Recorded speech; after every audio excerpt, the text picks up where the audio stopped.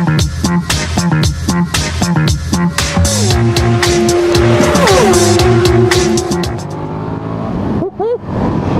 salut les amis.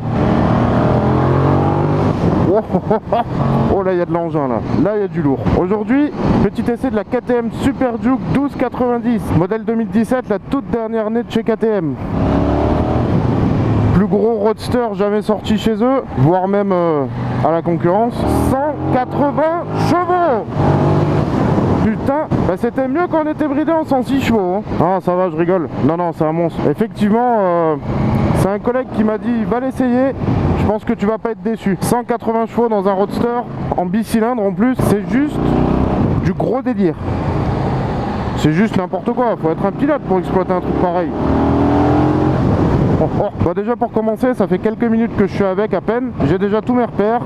Je suis à l'aise, la position de conduite elle est normale sur un roadster, pas trop en avant, pas trop en arrière. Je me sens pas en mauvaise posture, je pourrais faire défiler les kilomètres assez facilement. Je me suis dit, pour un gros bicylindre de 1290 cm3, ça risque de claquer quand même à bas régime et voire même à mi-régime. Et ben franchement, on ressent pas trop les vibrations. Voilà, là je dois être à 3000 tours à peu près. Ah, ça tape un peu sous la selle, rien de désagréable on va dire, ça va, ça passe. Pour la grosseur du moteur c'est correct, il est quand même assez souple. Gros point positif chez KTM aussi, hein, qui est bien sympa, l'embrayage hydraulique, ça c'est vachement cool. Putain comme ça ouvre. Bon, je vais pas non plus lui taper dedans énormément, elle a 19 km la moto, elle est toute neuve, ça ouvre. Hein. Et je suis en mode street, je suis pas en mode sport. Bah, le mode sport, la différence c'est que en fait la réponse au gaz est beaucoup plus violente. L'accélérateur en fait répond quasiment instantané. Je crois que si je dis pas de bêtises, c'est un accélérateur électronique. Il n'y a pas de câble sur celle-là. Je crois que KTM sont passés à ça depuis un petit moment maintenant. En fait, la réponse au gaz est vraiment plus franche en mode sport. La cartographie change, les 180 chevaux sont là. En toute honnêteté, je vous le cache pas, cet essai, je vais le réaliser en mode street. Ça suffit largement. Au niveau de la partie cycle, la moto est pas mal agile quand même. C'est un gros roadster, mais voilà, ça se déplace bien, tu peux faire des beaux déhanchés, ça reste quand même agile. Après c'est très fin, c'est une moto qui est très fine. Là je suis sur un Z1000 en ce moment, bah, le Z1000 est plus tanké en fait, il est plus large, il est plus gros, tu le sens beaucoup plus en fait. Là j'ai vraiment l'impression d'avoir une MT-07 en gros. Oh putain les sorties de courbe, j'étais même pas à fond déjà, je me fais arracher le trou de balle. Oh con, ça envoie du pâté hein. Ouah, santé. Le petit problème en fait avec cette moto, c'est qu'en fait les lignes droites n'existent pas. C'est à dire que dès que tu as une ligne droite, tu gazes en fait et tu te retrouves déjà au prochain virage. Alors regarde, la vivacité de l'engin, ça s'inscrit super bien dans les virages. Le freinage il est juste ce qu'il faut. Oh ça ouvre, oh putain je sens la roue avant qui se déleste en sortie de courbe alors que je suis à peine à moitié de gaz. Ouais, le freinage il est là aussi, hein. Vous inquiétez pas, il y a deux gros disques à l'avant, un à l'arrière. Donc 180 chevaux sur un roadster, j'ai pas la fiche technique en tête, j'ai pas le poids exact. Ça je vous laisserai regarder sur internet. En tout cas ce que je peux vous dire c'est que c'est une moto qui a un énorme moteur rempli de partout. Ça par contre c'est le gros avantage du bicylindre, c'est qu'il est vraiment rempli, il est plein de partout. Et alors...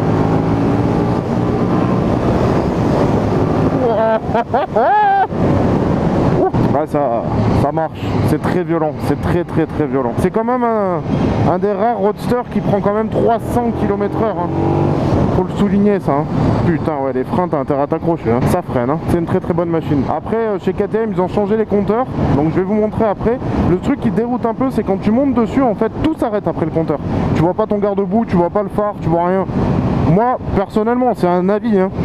J'aime bien en fait voir la prolongation en fait de la tête de fourche et avoir en fait quelque chose qui entoure le compteur. Là t'as le compteur, derrière c'est stop, je vois pas la roue avant, je vois pas le phare, je vois rien. Après c'est purement un avis personnel, hein. T'es pas tout le temps en train de... La roue avant est là, c'est bon, on peut y aller.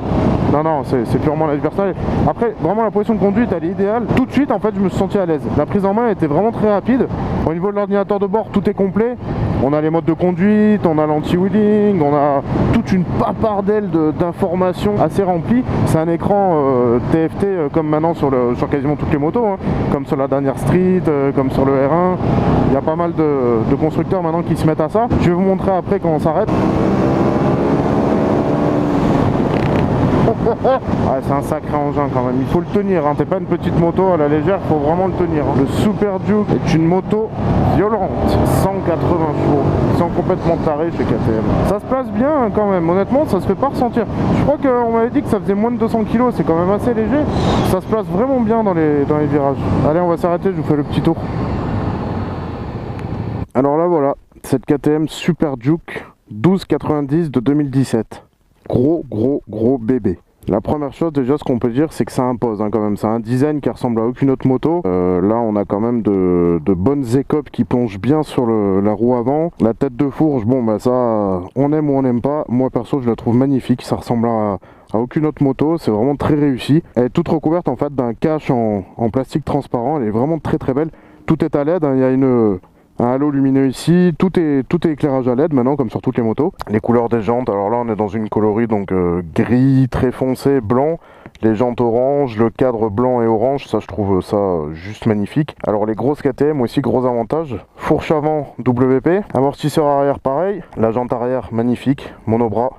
Très réussi. L'échappement, ça passe, ça va, il y a pire. Quand je vois des fois chez Kawas qui pondent, bon après un échappement, tu le changes, hein, la plupart du temps, quasiment personne les garde. Le gros bicylindre, vraiment le cadre apparent comme ça, avec moitié orange, moitié blanc, ça je trouve ça vraiment magnifique. Surtout qu'ils n'ont pas mis plein de caches en plastique, du coup on voit le cadre apparent comme ça par-dessus. Ça par contre ça me plaît énormément, c'est très joli. Alors le dessin par contre qui est plongeant comme ça en avant, ça c'est impressionnant. Et en fait quand tu te mets de face, étonnamment, ben bon là elle fait un peu tanké quand même avec ses petites bouches d'aération et tout sympa là ici. Par contre quand t'es dessus, regarde, tu vois quand t'es derrière, j'ai l'impression d'être sur un 690, tu vois, un mid-size, un roadster mid-size. Elle est quand même assez fine. La hauteur de selle, je fais 1m75, je touche le pied par terre, ça va. Un peu plus petit, je pense que ça va être compliqué parce que la selle est pas réglable. Après, en termes de finition, non, ça va, c'est quand même assez propre. Hein. C'est bon, bah, du plastique, mais c'est du beau plastique, belle peinture, beau design. La selle, ça va. Honnêtement, je me plains pas. Le duo, je pense qu'il est envisageable. Vu la taille de la selle, je pense que madame sera pas trop déçue.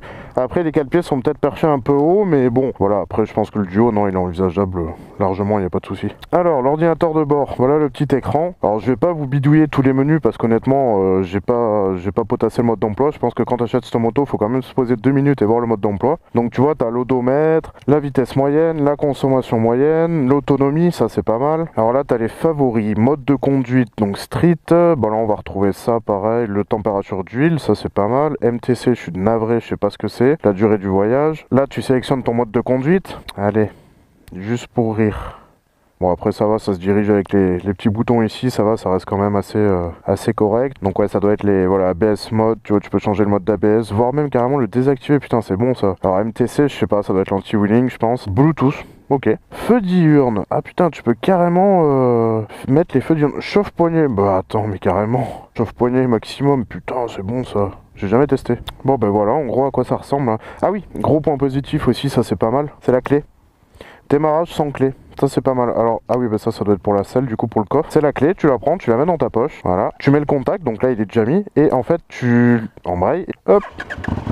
Voilà, t'as pas besoin de l'insérer quelque part, donc ça c'est pas mal, ça va éviter le moto-jacking, en gros c'est sympa, et puis bon, au moins tu te poses pas la question, tu la mets dans ta veste de moto, la clé, et tu l'enlèves plus, tu t'embêtes pas quoi. Le petit tour d'horizon du Super Duke 1290 2017, grosse machine, honnêtement, allez surtout l'essayer. Ah, le petit amortisseur de direction ici, je l'avais pas vu, sympa ça sur un roadster, ça fait plaisir, bon après avec cette puissance aussi, c'est un peu normal. Mais en tout cas, non, excellente moto, étonnant, de par sa souplesse, et bon, bah sa puissance qui est complètement démesuré. Ça a de la gueule, en termes de finition c'est propre, le moteur c'est propre, l'électronique honnêtement ça va, c'est plutôt sympa d'avoir mis ça. C'est une bonne moto, c'est une très bonne moto. Grosse concurrente du Z1000, grosse concurrente de la S Miller. Par contre clair et net à ne pas mettre entre les mains de tout le monde, c'est quand même une grosse bécane et je pense qu'il faut avoir atteint quand même un bon niveau d'expérience pour rouler avec ce genre d'engin. Allez on y retourne. Bon nous revoilà sur la route, là on est en mode sport. Donc mode sport, les 180 chevaux, la réponse au gaz beaucoup plus franche. Je peux pas ouvrir à fond, je peux pas les amis, je suis désolé, je peux pas ouvrir à fond. Ça pousse trop fort, la route est pas adaptée. Je pense que pour pousser un engin pareil à fond, honnêtement faut aller sur un circuit. En fait c'est marrant, c'est un peu le comportement d'un super motard, la vivacité on va dire d'un super motard. mais tout en étant sur un gros roadster. Cette moto elle est peut-être en train de me faire renouer les liens avec les bicylindres, parce que j'avais une Ducati Street Fighter avant, et honnêtement à bas régime, mais c'était mort, tu pouvais pas rouler à bas régime, ça clac clac clac clac clac clac clac clac clac clac clac. Là franchement ça claque, mais tu le sens pas. Ouais, la souplesse du bicylindre, il est extrêmement souple étonnamment. Bon ben je ramène la moto, on va refaire un petit chouïa de vide avant de la redéposer. Alors ça chante hein, aussi par contre, en échappement d'origine étonnamment, le son est vraiment pas mal. Alors après en ville ça va, hein. Grâce à cette partie cycle très vive en fait, j'ai vraiment l'impression que la moto est super légère. Donc en ville ça a l'air vraiment sympa parce que du coup vu que la moto est très vive, la partie cycle en fait s'inscrit quand même assez bien un peu partout. Donc du coup tu as un sentiment en fait de légèreté. Comme je vous dis, j'ai l'impression d'être sur un mid-size quoi, voilà, une MT-07, un 690, un Z650, alors que non, je suis sur un gros 1290, et étonnamment il est quand même assez souple. Bon ben sur ces belles paroles, je vais ramener la moto. J'espère que l'essai vous a plu et qu'il vous sera surtout utile. Je m'excuse encore de la longue absence dont je n'étais pas là du coup pour vous faire des petits essais, mais a priori là ça a l'air d'être reparti, donc on va repartir sur de bonnes bases et puis on va relancer ça. Allez, sur ces belles paroles, je vous dis à bientôt les amis. Allez, à plus, ciao.